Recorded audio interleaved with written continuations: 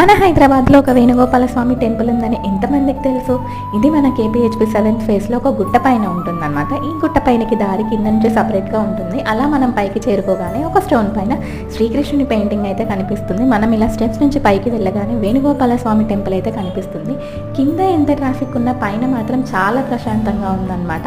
మనం టెంపుల్కి వెళ్ళేది ప్రశాంతత కోసమే కదా. సో అలా ముందుకు వెళ్ళగానే ఇక్కడ మనకి రకరకాల పూల మొక్కలు కనిపిస్తున్నాయి. ఈ పూల మొక్కల్లో ఒక కృష్ణుడి విగ్రహం కూడా ఉందన్నమాట.